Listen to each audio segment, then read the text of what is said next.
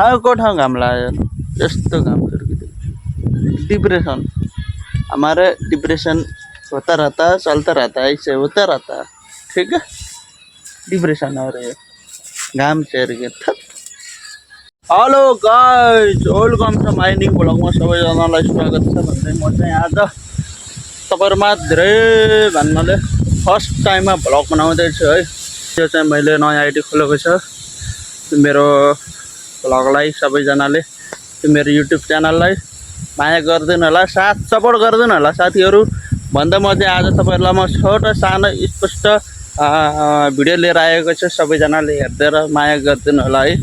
अब भ्युज त आउँदैन किन मेरो ब्लगमा कसैले पनि हेर्दैनन्।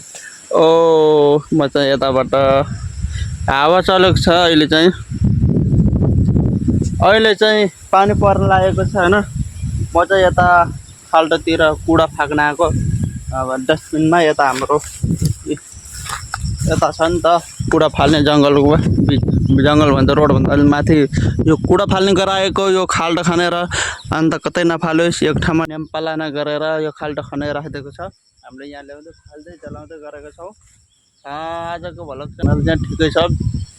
आजको भिडियो यो हाम्रो हावाहुरीबाट हाम्रो यो सबै हाम्रो शीतलबाट हुँदैछ बस्ने। म चाहिँ तपाईहरुलाई आज देखाउँदैछु कति ठुलो हावा चलेको छ। अब यस्तो मौसम राम्रो भएको छ, पानी पर्न लागेको छ। अब बर्खा सुरु भयो।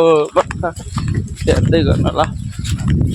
हाम्रो चाहिँ यता घडी फुल छ हेर्नु साथीहरु, यस्तो राम्रो फुल छ। यसलाई चाहिँ घडी छ त खाली घडी फुल भन्छ है। यता म एउटा टिप्नु पर्यो, एउटामा टिप्छ। घडी फुल आई लभ यू गाइस। साथीहरु मेरो फ्यानहरु आई लभ यू। मेरो भिडियोलाई माया गर्ने साथीहरुलाई आई लभ यू छ है। कस्तो दामी छ साथीहरु, दामी टक्क लाएर खतरा देखियो जन। यता चाहिँ हाम्रो मकै बारी छ। मकै भइसकेको छ, अब सुक्न लागेको छ पुरै। अब एकछिन पछि सुक्छ होला। तलतिर अब हामीले एकछिन पछि धान रोप्ने छौं। अब मकै पनि सुक्न लागिसक्यो। फर्सीहरु पनि यस्तो बबाल भएको छ हेर्नु।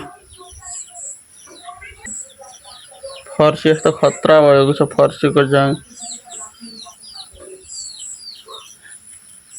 हेर्नु साथीहरु। भर्खरै शीतल थियो हैन, हावा चलेको थियो, पानी पर्न लागेको थियो, लल पनि परेको थियो हल्का फुल्का। ठाउँको ठाउँ घाम लाएर भन्थे, ठाउँको ठाउँ घाम लाग्यो यस्तो घाम डिप्रेशन हमारे डिप्रेशन होता रहता है, चलता रहता है, ऐसे होता रहता है।